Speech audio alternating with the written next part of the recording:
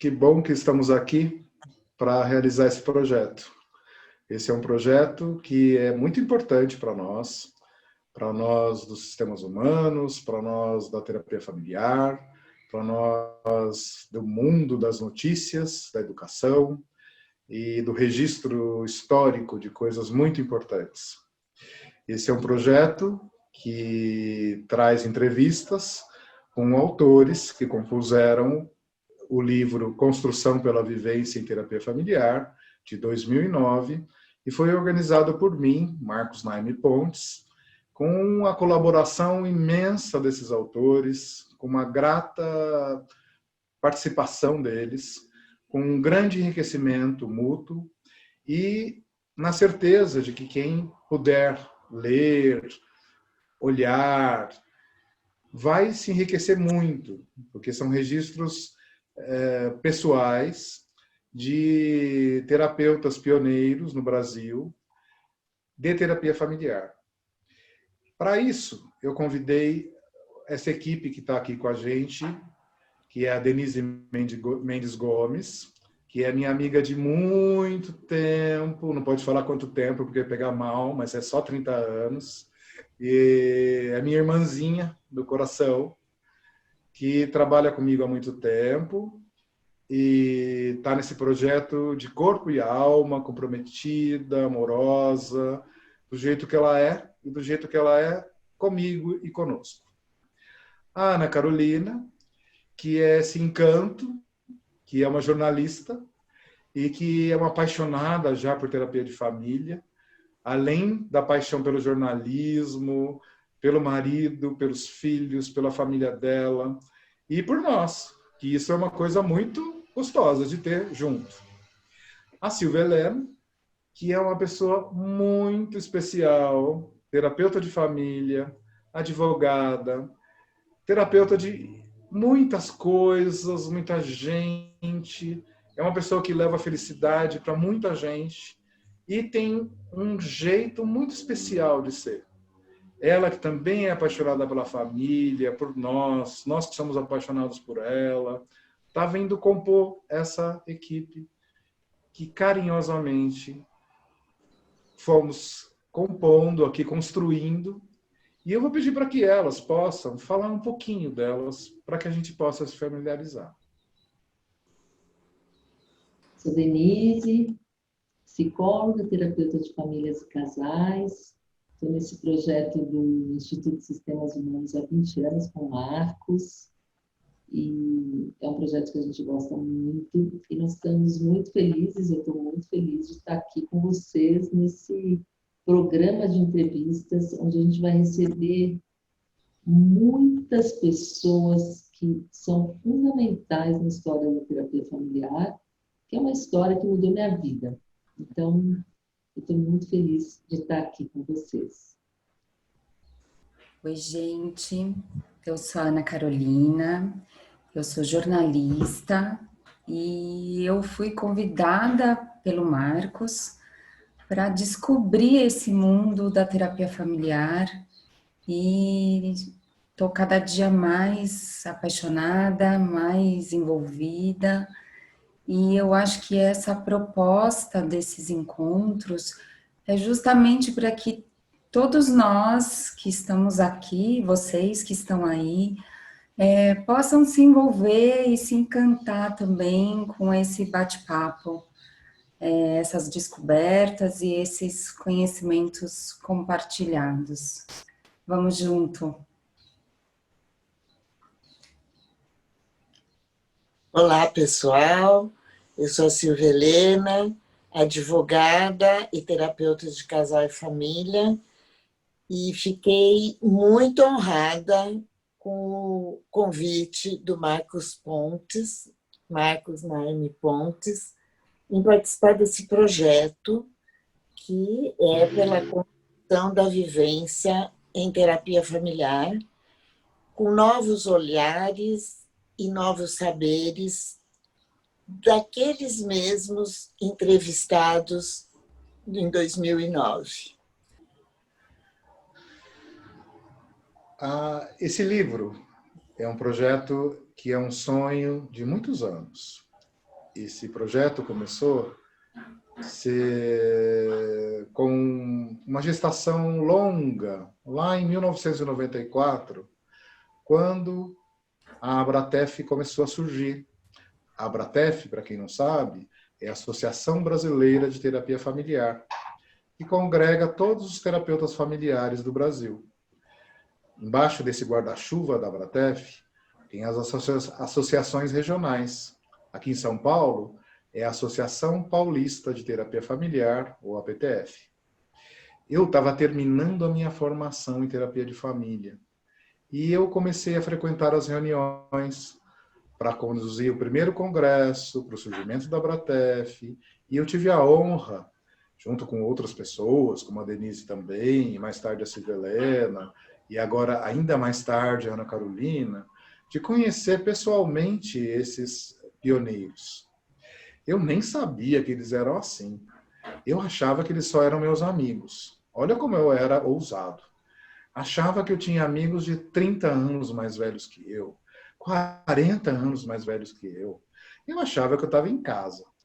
E isso me deu uma possibilidade muito grande, porque eu fui me sentindo à vontade e a minha criatividade foi nascendo, a minha sensibilidade foi aflorando. E ao longo dos anos, lá em 2000, quando a Abratef estava consolidada, todo o estatuto pronto, os congressos realizados, as reuniões muito mais maduras, eu tive um estalo, um insight, uma luz, sei lá, alguma coisa que me trouxe uma ideia de como é que nós vamos guardar todo esse tesouro para as próximas gerações. Eu não queria que fosse como o Ridley Scott escreveu não sei, ele dirigiu um filme maravilhoso, que eu acho que todo mundo pode ver ainda, porque é um registro da humanidade, que é o Blade Runner, que é o caçador de androides, e que diz assim: eu não quero que seja passageiro como lágrimas na chuva. Ao eu ler isso agora, em 2020, que eu tinha escrito lá em 2007, 2008, eu caí no choro. Eu lembrei que eu tinha esquecido uma parte importante de mim. Eu lembrei que eu tenho dentro de mim, assim como essas pessoas que eu convidei, a possibilidade de fazer vínculos fortes, que essa ideia que eu tive, sei lá se eu tive sozinho, se eu tive junto, eu tive e fertilizou muita gente. E imediatamente, mais de 50 pessoas, autores, se entusiasmaram e quiseram participar do projeto. Naquele momento, eu era um menino, frente a grandes ícones. E uma ícone pegou o projeto para fazer. E eu fiquei sossegado, achando que eu estava nos braços de uma grande mãe cuidadora. 2 anos depois, em 2002, eu perguntei: e aí, como está aquela ideia? Como está aquele projeto?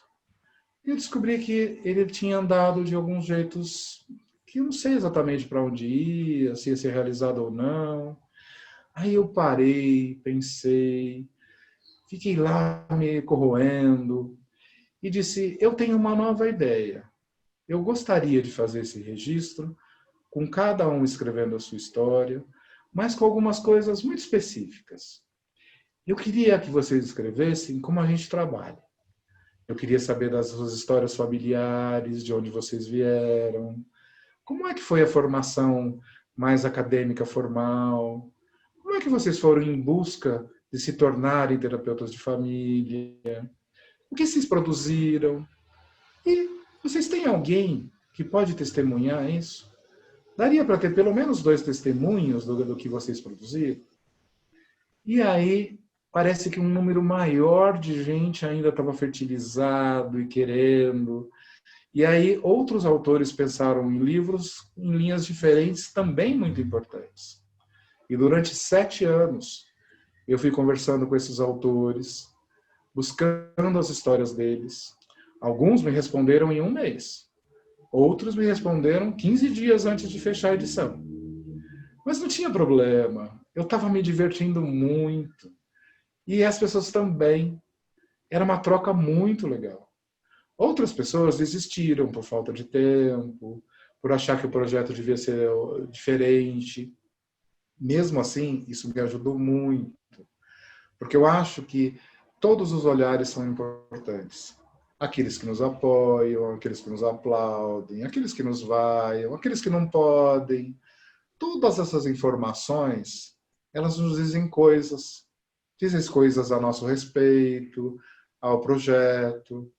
E eu me lembro que eu escrevi também na introdução que eu achei, nossa, como eu pensei isso e esqueci. Eu pensei que isso podia se chamar o batismo, porque eu queria que nós fôssemos escolas de terapia de família. E aí as pessoas começaram a falar assim, Marcos, nós não temos escolas tão claras no Brasil. Nós temos diferenças, mas nós temos muitas similaridades. As escolas pertencem a algumas décadas atrás.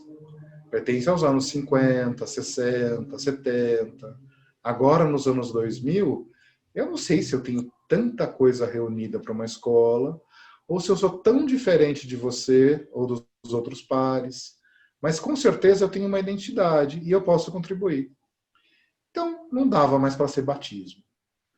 Aí eu pensei, podia ser antropofagia, já que nós todos somos aqueles índios ainda, um pouco, ou trazemos nas nossas veias, a aldeia que come o jesuíta e come também o seu conhecimento. E aí transforma numa coisa brasileira, numa coisa nossa, numa coisa tribal, negra, também italiana, também árabe, também portuguesa, também americana, e que aí produz coisas muito lindas e que devolvem para o mundo. Mas, quando eu pus no papel antropofagia, me pareceu um pouco agressivo, me pareceu que não era sério, e eu recuei. E aí fomos em busca de novas possibilidades, até que no último momento, conversando com muita gente, esse nome que tem todo um significado, construção pela vivência em terapia familiar, abarcava a proposta, não, ela levava em conta, abarcava tudo aquilo que a gente tinha pensado e produzido. Algumas pessoas não ficaram no livro, e eu às vezes choro por isso, porque eu falo, uau, Marcos, por que você foi assim, tão duro? Só colocou 37 pessoas. Aí eu olho, mas foram 37 pessoas, 37 histórias. E toda vez que eu olho esse livro, eu falo, meu Deus, quanta generosidade, quanto empenho, quanto conhecimento. E isso é muito legal. Nós, da antropofagia, agora somos motivo de alimento para o exterior, porque as pessoas vêm se alimentar do que a gente produz. Isso é visto na música, isso é visto na poesia, na literatura, na arte, e é também na terapia de família, onde nós, brasileiros, somos muito reconhecidos, porque nós temos ginga, nós temos comunidade, nós temos diferenciação, nós conversamos com outras linhas de pensamento, nós temos tantas possibilidades e tantas flexibilidades, acolhimento, o que nos traz uma característica muito especial e que pode, ao contato com outras culturas, outras pessoas, os nossos clientes, os nossos alunos, os nossos pares, cada vez mais enriquecer. E aquela máxima de que nós eternamente aprendemos, enquanto estamos vivos, pelo menos estamos aprendendo, vai se dando. E agora, com essa retomada, com esse projeto, eu tenho visto que esse livro é um grande semeador de desejos. Tem muita gente interessada na sua própria história, em busca dela, escrevendo a sua própria história, fazendo o seu genograma, indo em busca de conhecimento próprio, de conhecimento da sua família, indo em busca de conhecimento das gerações passadas. indo em busca de resolver coisas para as gerações futuras. Eu penso que tem mais gente interessada no futuro do que a gente imagina. Marcos, nas nossas conversas, que sempre são muito ricas quando a gente fala de família, né? E família, tanto a palavra quanto o conceito, ela abraça tantos sentimentos, tantas concepções, tantas ideias. E recentemente a gente conversou e trocou sobre o quanto da família nos torna o que somos hoje, nossas emoções, nossas decisões. E eu acho que no livro você procura trazer um pouco dessas histórias familiares, desses autores que estão com você, para chegar na terapia de família, né? Para contar essa história desse movimento todo. Hoje, para você, o que é essa família de terapeutas brasileiros e que tem já toda esse movimento desde 1994, quando começou a associação, até hoje, né? É uma caminhada tem o livro no meio do tempo e agora a gente tem esse novo momento que a gente está aqui conversando, né? O que é essas histórias de famílias costuradas que formaram esses terapeutas e que nos traz aqui? Essa pergunta é muito, muito importante, porque eu marco o começo da história quando eu entro nela. Mas é uma história que já vem de muito tempo. Como nas famílias. As nossas famílias têm milhares de anos. Nós temos heranças de muito tempo, seja ela cultural, seja ela de hábitos, de traumas, de guerras, de tempos de fartura. Eu tenho na família do meu pai isso tudo, eu tenho isso na família da minha mãe, e eu não posso dizer que eu não recebi nada, porque eu recebi muito. Eu aprendi com o meu pai a sorrir, a fazer coisas com a mão, a enfrentar as coisas com muita força, não deixar para lá. Eu aprendi com a minha mãe que é muito importante a gente trabalhar, a gente proteger, a gente ter contorno. Eu aprendi com meu analista, ou com meus analistas todos, porque ao longo desses anos de vida eu fui procurar. Eu aprendi muito com os meus mestres formais. Então, desde o tempo lá do colégio, da faculdade, onde o mundo virou de ponta cabeça pela primeira vez, depois a segunda vez na residência. Depois, então, o encontro de família, o mundo virou muitas piruetas. E eu descobri coisas em mim, na minha história, no meu corpo, na minha fala, em pequenas coisas que esses meus amigos foram pescando e foram trazendo para mim com uma delicadeza muito grande. Coisas que talvez eu demorasse muito mais tempo para descobrir. E aí eu descobri que esse grupo, essa família que se entrelaça, que foi aumentando cada vez mais, faz isso de um jeito muito gostoso, quase mágico. Os nossos encontros parecem com os almoços de família. A gente fica em volta numa roda, a gente traz novidades dos lugares que a gente passa, a gente traz reconhecimento mútuo. Essa história que nos transpassa e que transpassa também as gerações, também é de se pensar que vai transpassar as novas gerações. Também vamos construir coisas importantes para deixar. A gente não consegue escolher tudo, mas a gente consegue escolher o que a gente não quer repetir mais, aquilo que não é para ser vivido mais. Pelo menos a gente luta para isso. A gente tenta preencher lacunas, buscar histórias. A gente vai atrás de histórias daquele parente que a gente não sabe muito. A gente lembra que aquele ser também é importante, também tem uma existência. A gente imagina que virá novos seres que vão se interessar por aquilo que nós estamos vivendo.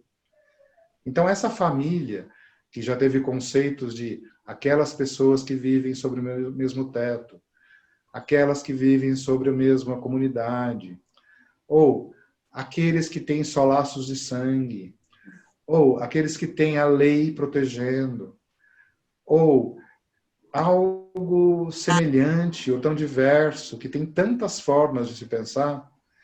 Hoje, poder pensar que essa família que se compõe assim, que é a Abratef, que é a PTF, mas também não é só, também transcende. Transcende as profissões, transcendem... É de um interesse muito legal. O interesse interessante é ruim, mas o interesse intenso, o interesse legítimo. Quando a gente vê o brilho no olho da gente mesmo e do outro, a gente fala, uau, nasceu algo mágico que pode transformar. E para mim isso é família. Para mim isso é encontro. Para mim isso é escuta, a qual eu ofereço para o outro e que o outro oferece para mim. Eu fico pensando nessa frase que você disse, que eu anotei aqui, que é do Maturana, né? Que enquanto estamos vivos, estamos aprendendo. Eu estava pensando exatamente uma coisa assim, o que cada um de nós deseja aprender com esse projeto? Porque eu acho que uma das coisas que me traz para esse projeto, que faz com que eu tenha esse carinho, essa gratidão por estar participando dele, é essa possibilidade da gente estar com esses mestres, estar com esses terapeutas que compõem a nossa história e que não deixam de ser nossos ancestrais de alguma maneira, né? Aqueles que nos antecederam e com quem a gente aprendeu tanto. E eu acho que essa família, da terapia familiar, ela continua viva por esse desejo de aprender também, não é? Então, nós somos um grupo que continua fazendo pesquisa, que continua conversando com professores e formadores de outros lugares do mundo. A gente continua aberto para o que cada paciente, cada família, cada casal nos ensina. Então, eu acho que é uma família que está muito viva, no sentido de que continua com esse desejo de aprender muito intenso. Eu concordo com você, Denise, porque eu acho que isso é uma coisa muito legal. Concordo com o convite também, da gente pensar ou até responder, e se for possível, o que é que nos motiva no nosso aprendizado de cada um. Eu até posso responder o que me toca. Eu quero aprender a me comunicar em massa, eu quero poder dizer, olha, fizemos coisas muito legais que não valem a pena ser esquecidas. Olha, tem coisa aí que toca, que fecunda, e que fecunda tanto esses quanto os outros que têm surgido, porque nós vamos em busca. E isto é uma coisa do humano, mas também é desse grupo. Nós 4, inseridos em todos os grupos de pertencimento. Para mim tem muito aprendizado para acontecer. Sabe, contação de história para criança?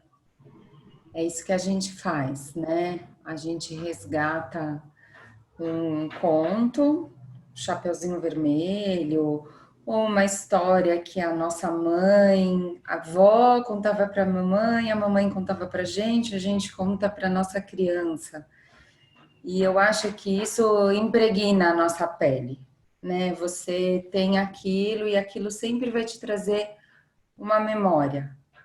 Eu acho que eu não sou terapeuta de família, então o meu olhar, o meu aprendizado para mim é muito rico, porque tudo é muito novo.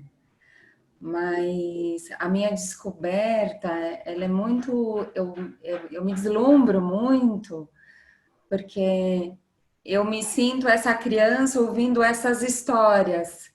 E como que isso é bonito, né? A gente pensar em família, e pensar que isso é possível em tempos tão que nos agora com essa situação toda de pandemia, que nos faz pensar em família, o quanto que nós estamos agora abraçados na nossa família, que é isso que a gente tem, né? Então, ouvindo e lendo livro e nesse programa de entrevistas, eu sou aquela criança que está ouvindo uma história, uma contação de história que me envolve, que o lobo, o Chapeuzinho, desses autores, desses terapeutas que têm tanto para nos ensinar, como vocês me ensinam todos os dias, né? Eu acho que é esse aprender que vocês falaram, dessa transmissão que é sempre, né? Que não é só aqui, não é só nesse encontro, é daqui que vão surgir outras conversas com a minha família, com a de vocês aí, e que a gente vai transformar, né? Veio essa imagem agora da contação, né? Essa metáfora da contação de histórias. Então, Marcos, eu sempre me encanto com tudo que você fala, porque eu reconheço aí uma inteligência ímpar. E isso muito me toca. Então, eu vou voltar um pouquinho atrás, quando você falou que em 1994 você estava na Constituição, junto com a Constituição da Abratef, e que daí você achava que estava em casa, que todo mundo era muito amigo, e que, com isso, você soltou a sua criatividade, né? Abriu o espaço para a sua criatividade. Então, eu queria olhar um pouquinho antes, quando você entrou na faculdade, de medicina, que você estava passando por uma situação difícil, que você conseguiu concluir mesmo com todas as adversidades, e depois foi fazer residência em psiquiatria, né? Então, como que você deixou de ser aquela que, para a população, para a maioria das pessoas, um psiquiatra, um juiz, um mestre, é tudo acima, né? Psiquiatra, neurocirurgião, é tudo acima. E a maioria das vezes esse profissional também se sente acima da sociedade, assim como um ser diferente. Como foi esse contato seu com a terapia de família, esse interesse para buscar a terapia de família? Porque não são todos os psiquiatras que aceitam essa nova forma de pensar, um novo paradigma, né? Um olhar novo paradigmático. Então, eu gostaria um pouquinho que você dissesse sobre isso. Essa pergunta, Silvia Helena, ela é muito boa, mas ela me obriga a ir muito além do tempo da faculdade. Eu diria que eu pegaria uma máquina do tempo e eu iria lá para o interior da Espanha, da Galícia, e ia ver os meus ancestrais plantando oliveira, cuidando de ovelha e cuidando de comunidades. Até que meu bisavô foi mandado para a guerra.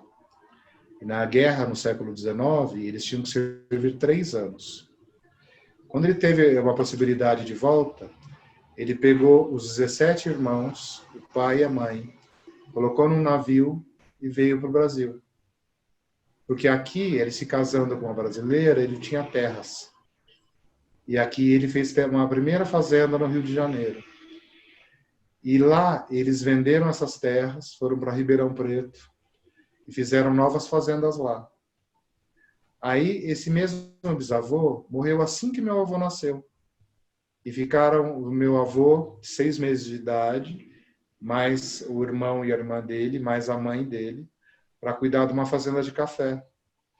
E eles ficavam cuidando da fazenda de café junto com o irmão desse meu bisavô. Até que veio 29. E a bolsa caiu, e em 30 a crise bateu no Brasil. Com o dinheiro que eles tinham em casa, porque eles perderam tudo, eles compraram uma fazenda num lugar super inóspito, ainda assim inabitado, que se chamaram com o sobrenome da minha família, Pontes Gestal. E lá eles fizeram uma olaria. E lá eles começaram uma comunidade de muitos líderes que tinham religiosidade, que tinham administração, que tinham suas famílias, que tinha muita produção. Dessa herança, eu aprendi a fazer pamonha, eu aprendi a fazer coxinha de mandioca, eu aprendi a matar porco, eu aprendi a catar cavalo no pasto, eu aprendi a rezar, eu aprendi a fazer novena, eu aprendi a fazer docinho.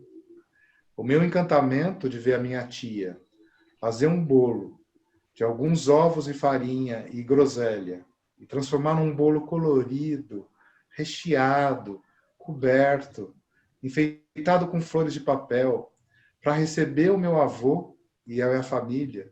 E eu tinha 5 anos. Para mim, aquilo era magia pura. Como é que nós, seres humanos, podíamos transformar daquele jeito? E como é que um ser humano tinha tanto conhecimento adquirido e guardado? E para mim isso me encantava muito, e eu não sabia como fazer. Por outro lado, meu pai se encontrou com a minha mãe, que veio lá de outro lugar, que eu tive que pegar outra nave, que é lá de um lugar chamado Líbano, que antes era a Síria e o Líbano eram unidas. E lá, o meu bisavô era um cúria. Um cúria era um representante da lei, que também era representante da religiosidade e que era líder comunitário e de vila. Então ele cuidava da família dele e de toda a comunidade. E a filha dele, que não queria ser freira, quis casar com um bonitão da vila ao lado. E a condição dela casar foi de que tudo bem você casar, mas você não vai poder morar no Líbano.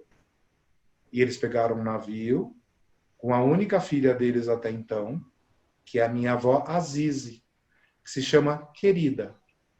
Azize se chama Querida. E ela é uma querida e vive até hoje. E eles vieram para o Brasil. E essa querida Azize, ela não pôde aprender a falar árabe. Ela teve que aprender a falar português e ouvir árabe, porque ela era a tradutora, porque ninguém sabia português. E para vender os produtos, para poder construir casa, para poder fazer a vendinha, eles precisavam dos talentos dela, de linguagem, que tinha 6 meses de idade e começou a fazer esse caminho. E ela se casou mais tarde, na época, ela se casou com 23 anos. E a minha mãe nasceu, ela tinha 24 anos. E ela teve um monte de filhos. E o encontro da minha mãe com meu pai foi muito cedo. Minha mãe tinha 18 anos e meu pai 23. E eu nasci, eles eram umas crianças. Eu nem sei direito se eles planejaram, eu acho que não. E aí nasceu lá uma família. Eu nasci junto com uma família. E essa família foi crescendo junto com essas outras famílias. Famílias muito fortes, muito orgulhosas, muito sábias, muito diferentes. E tantas negociações foram acontecendo ao longo dos anos. E uma tragédia se acometeu à minha família. Porque eu nasci, e depois nasceram mais 4 irmãos, e tivemos mais um que não foi da barriga da minha mãe, que veio de uma família paralela do meu pai, não do meu pai, de um tio do meu pai. Então nós ganhamos mais um irmão. Mas a minha irmã, logo em seguida, ela teve um problema muito grave no coração. E durante muitos anos, nós lutamos muito para salvá-la. Então nós fomos em todos os médicos, todos os psiquiatras, todos os terapeutas, na antroposofia, no reiki, na yoga. Eu levantava de madrugada para saudar o sol. Nós fazíamos dieta. Eu tinha 2 tios psiquiatras, uma tia freira. Nós rezávamos o tempo todo, nós íamos em busca o tempo todo. E aí aconteceu de eu vir para São Paulo estudar e fazer cursinho. E nesse ano, essa minha irmã faleceu nos braços da minha mãe. Então, em meio a vitórias, havia muitas perdas. Havia muitos lutos. Havia muita coisa para cuidar. Era muita família para muito trabalho, para muita dor, para muita coisa para fazer. Eu tinha um presente, eu tinha uma luz, eu tinha uma inteligência, uma capacidade de estudar. E em meio a tudo aquilo, eu estudei. Estudei feito um louco. Eu não tinha dinheiro nem para comer. Mas eu estudava para tirar toda a nota que eu pudesse, para aprender tudo que eu pudesse. E Silvia Helena, eu tirei primeiro lugar na residência médica. Isso para um psiquiatra era uma coisa inédita. O segundo lugar é do meu grande amigo Carlos Jesus, que é um neurologista. E que ele esperava estar no primeiro lugar, e eu também esperava que ele ia estar no primeiro lugar. Aí eu entrei na residência médica, achando que psiquiatria era mais como uma terapia, como uma psicologia. Eu nem imaginava como era a psiquiatria de verdade. Porque os meus tios eram alternativos. Um era psicanalista, o outro era junguiano. Então havia muita psicodrama, muita coisa diferente, muita proposta legal. E eu tive a sorte de fazer na mesma faculdade que eles fizeram, foi a Escola Paulista de Medicina, que hoje é a Universidade Federal de São Paulo, e antes era a Universidade Federal de São Carlos. E lá eu encontrei minha amiga Denise, que já estava no 2º ano do estágio de psicologia médica. Então eu fiz psiquiatria e psicologia médica, e a Denise fez psicologia médica. Acho que é esse o nome, né, Denise, que você fez? Chamava Psicologia da Saúde o programa. Psicologia da Saúde. Isso. E aí, eu e a Denise nunca mais nos separamos. A gente não é igual. Aliás, eu diria que a gente é muito diferente. A gente se complementa muito. Porque a gente tem coisas parecidas, a gente é estudioso, a gente é ousado, a gente é inovador, mas a gente também tem coisas diferentes, a gente tem estilos diferentes, o que nos enriquece, o que traz coisas muito legais. E aí a Denise um dia contou que estava fazendo acompanhamento terapêutico. Fiquei tão curioso de saber o que era aquilo. Que coisa é essa? E eu fui para o grupo que ela convidou, e eu fui lá ver o que se tratava. E era uma modalidade de tratamento que cuidava de momentos especiais de pessoas que estavam passando por algumas dificuldades especiais e que estava relacionado à ressocialização, à adaptação. Então nós éramos contratados, eu, a Denise, mais um monte de gente do grupo, para ir para o restaurante, para passar um final de semana na fazenda, para fazer uma viagem. E aí eu conheci um outro mundo, um mundo que eu não imaginava acontecer.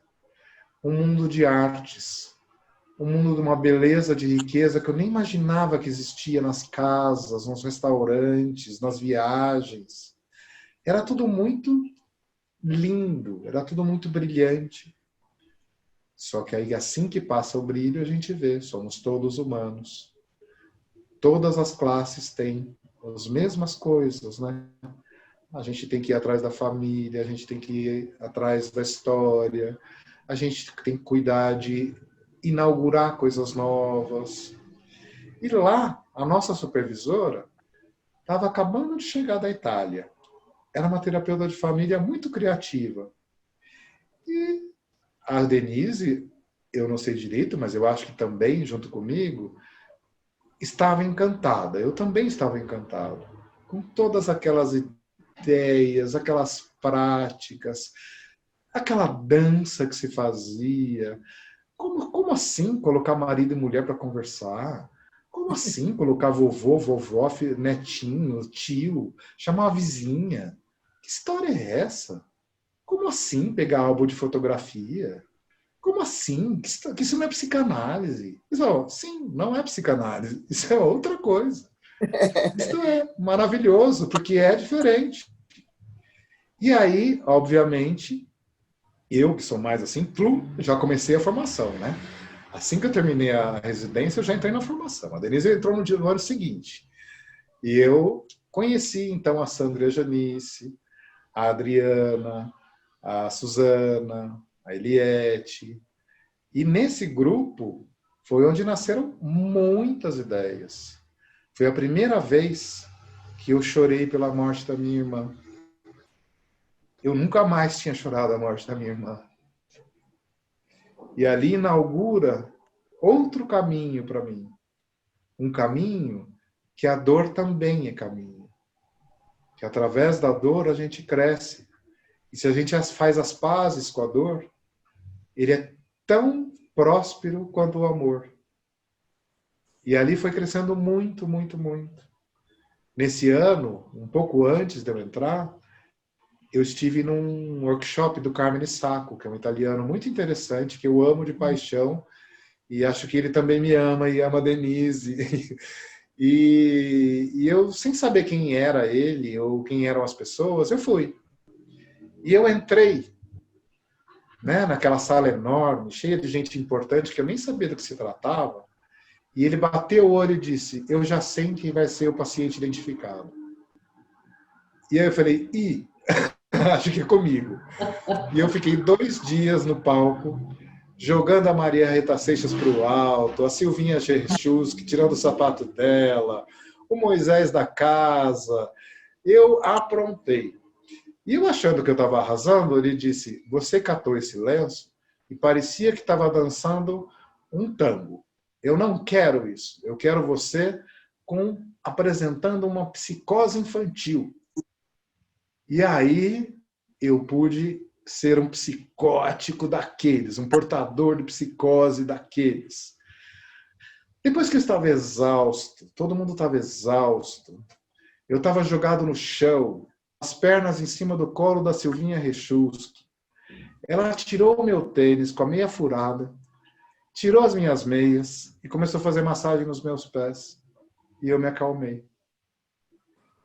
Ali trouxe sementes muito boas para tudo isso.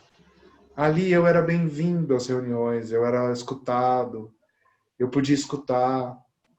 Então, eu posso dizer que essa pergunta traz, sim, a possibilidade de múltiplos caminhos de escolha e de não escolha, mas de aprendizado, de superação, de oportunidades. Então, muito obrigado pela pergunta. Essa pergunta é muito linda.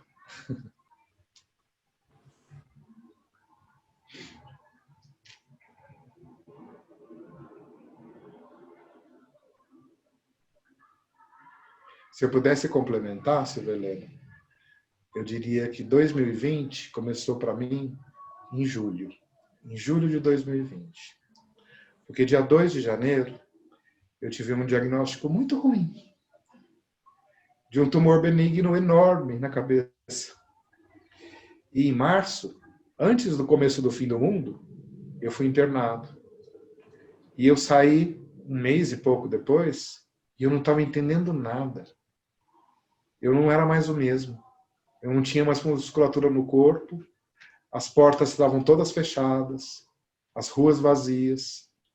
Eu tinha tido Covid. Eu estava num lugar muito ruim. Eu olhava, parecia que eu estava no inferno. E aí, eu parei de colecionar desgraças e comecei a colecionar vitórias e superações. Graças a vocês, meus amigos, meus clientes, meus sócios, meus pares, que puderam me dar a mão. Porque mesmo nessa pandemia, nesse isolamento, que eu não podia estar com a minha mãe, nem com os meus irmãos, nem com ninguém. Eu podia estar com vocês. E essa força fraternal, que é de vida e de morte, me trouxe a vida novamente. Me trouxe a garra que eu nem imaginei que eu tinha. De me arrastar e refazer. De abrir cada gaveta. De arrumar cada móvel. E de arrumar meu coração. Então essa força, que eu nem sabia que existia dentro de mim, ela se apareceu. E às vezes eu comparo com os períodos duros. Mas não foi nem de perto. Essa foi a força mais difícil que eu tive que viver. E foi uma oportunidade de eu entrar em contato com o meu coração.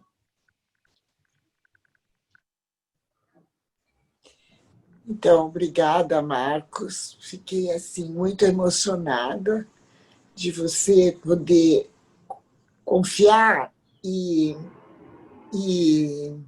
compartilhar essa sua história tão linda, com tantos altos e baixos e mais altos, né?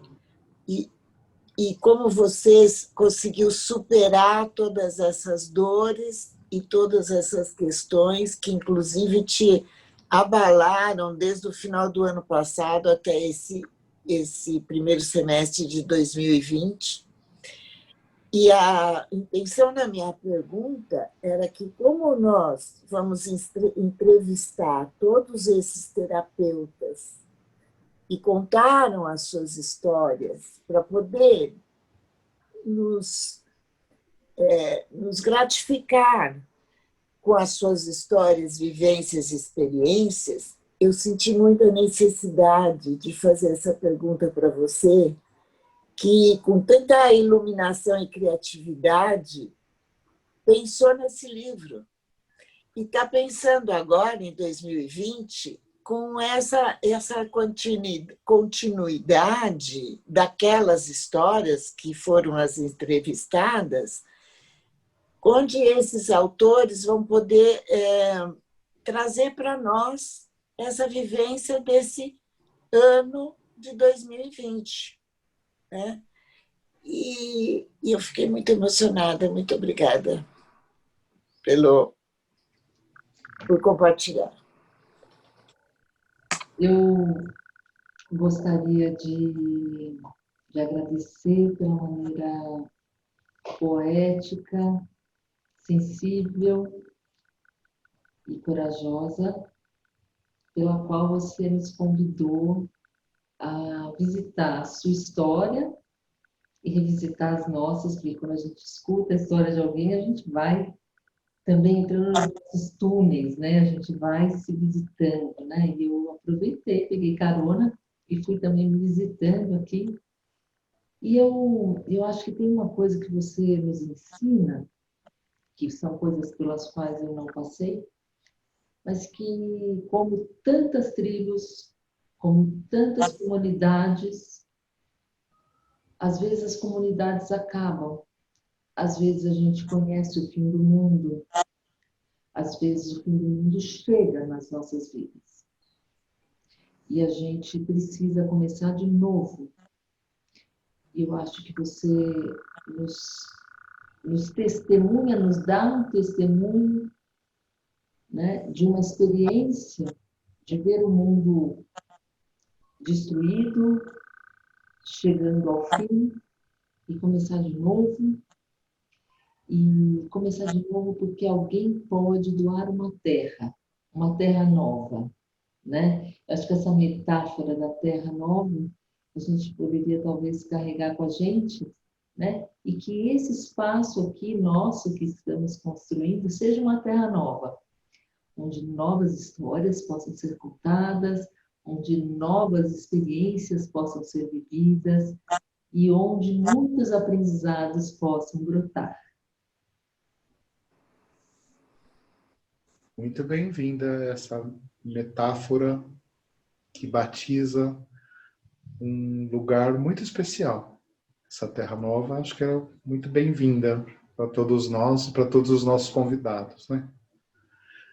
Não só desse grupo aqui, mas de todos aqueles que puderem compartilhar com a gente, né? Eu agradeço muito essa nossa entrevista, eu estou emocionado, agradecido. Gostaria de convidar, se a gente pudesse cada um dar uma palavra para encerrar, porque eu acho que esse é o ápice, para mim, pelo menos. Eu não sei se para todo mundo é. A sua palavra é ápice? Para mim, a palavra é ápice. Para mim, novos horizontes. Eu sou de Belo Horizonte, né?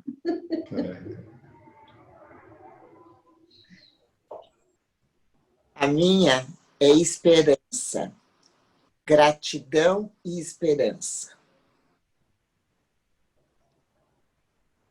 Para mim é coragem. Ele já sabe disso, mas eu acho que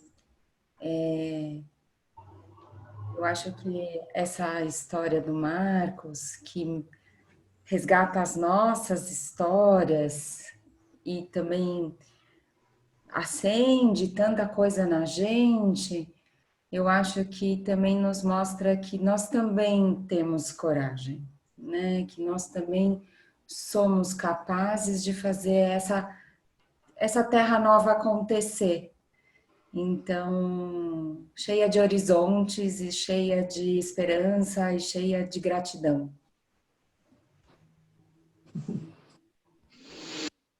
Muito, muito, muito, muito grato. Muito obrigado.